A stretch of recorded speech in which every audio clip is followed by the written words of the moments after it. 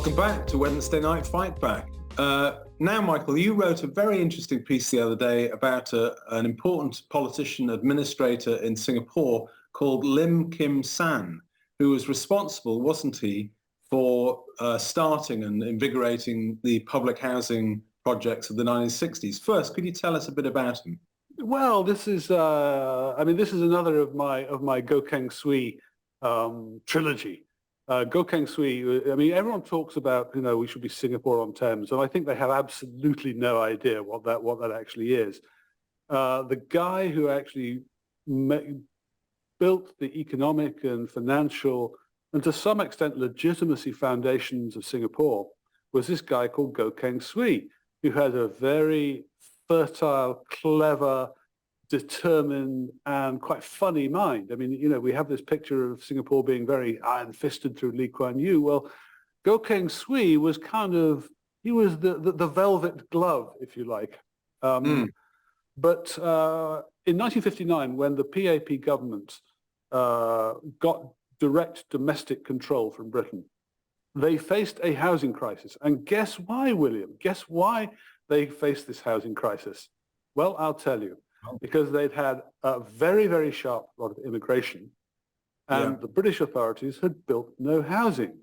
So you had all these little shop houses where you have the kind of the shop on the ground floor and then the flat above, which had been the sort of basic standard housing unit of a lot of the Nanyang Chinese.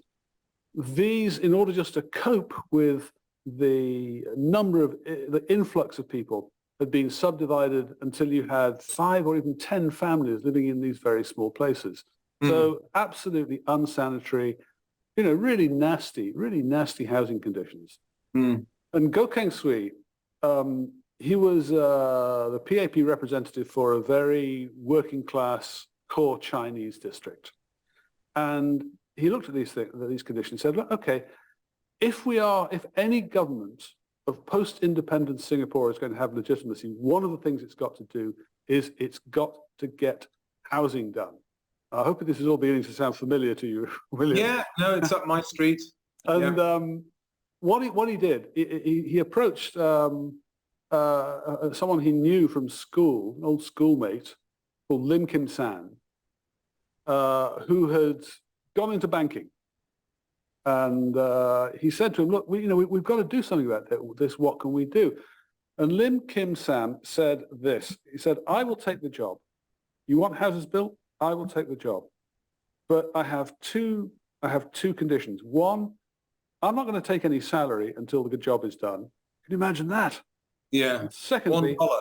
Yeah. Secondly, you've got to give me carte blanche to get the job done. And Go Keng Sui said, go for it, baby. Look, the point was that under the British, there were 10 to 15 different committees that housing approvals had to go through. Again, is this sounding familiar? It's very familiar, Michael. And with the result that, of course, they had built no housing. And Lim Kim San went in and he said, this is absolutely ridiculous. We need to get this done. And we are mandated to get this done. It is part of our legitimacy to get this done, and we will get it done. So from now on, I'm the committee. I'm the committee. That's what he said, and it was a very interesting story. And actually, I remember as a child, my father had a business on Boat Quay, and the sort of shop houses that you're talking about was where his business was, actually upstairs. There. Sure. And just behind there, you've got very, very cramped conditions. But it's a different place now, and it's done incredibly well. Can I just, it's not just the structure, is it, Michael? It's also the personality. Well, hold on. Let me tell you what he achieved. Let me tell you what he achieved. In 2 years, Lim Kim San got 26,000 new homes built. 26,000 new homes built. And that was more than the system that he had inherited with all his committees, had managed to build in the last 32 years. That's the difference. Yeah. And in oil, you say, is it personalities? Yeah, sure. Go Keng Sui, fantastic guy. Lim Kim San, very tough guy. Lee Kuan Yew, very tough guy. But the point is, they saw this as absolutely key to their legitimacy. And their point was this: We have a mandate. Mm. We have won a democratic mandate, and we are going to get this done. And we're not going to have your committees. I'm going to get it done. Yeah. And the point is, he did get it done. Now, I hope, William, you know where I'm going with this.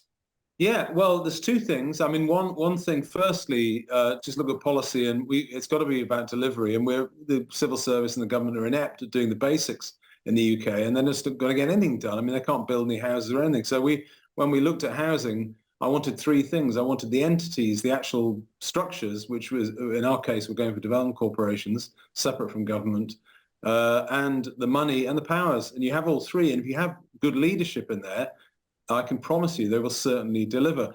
But I just wanted to finish on culture of getting things done, because today you have the Deputy Prime Minister, Dominic Raab, resigning under a cloud somewhat of allegations of bullying and so on. Now, interesting, I'm very skeptical actually about this.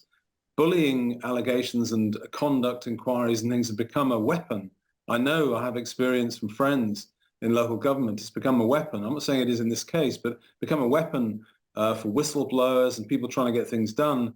So I'm very concerned about this. And a lot of the things that Raab was accused of, the inquiry said he didn't actually do. What some of the things he did do was looking at reports and saying that's woeful. And I would argue, if he's saying they're woeful, maybe they just are woeful.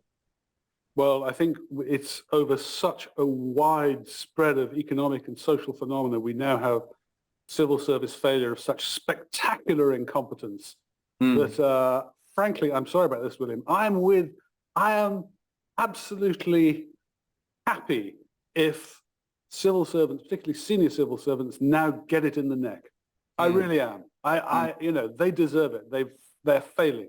Now, one of the responses I had to my piece about Lim Kim San was someone saying, yeah, but what about democracy? Because you can always get things done with a benign dictator. And the answer is checks and balances. We've got the checks. Nothing happens. The balance is the democratic mandate. So, William, if we put this in the SDP manifesto, housing policy, actually, just let's make it simple, 250,000 new houses every year. And if the guys at the civil service don't like it or can't like it, fine, go and find themselves an easier job where they're happier. But don't get in the way, because we have the mandate and we're coming through. Well, it's deliberately designed. I mean, the structure of the policy is deliberately designed. We took basically the Development Corporation model from the 1980s because it was separate from government. And a lot of people that led the LDDC and the other urban development corporations were out of the private sector, and they rolled their sleeves up and they got it done. And they had the powers and the resources to do it. So I think our policy is the only policy published by any party that is serious about the housing issue and actually has the solution. So Go Keng Swee and Lim Kim San would appreciate it. I think they would. Thanks very much, Michael. Take care.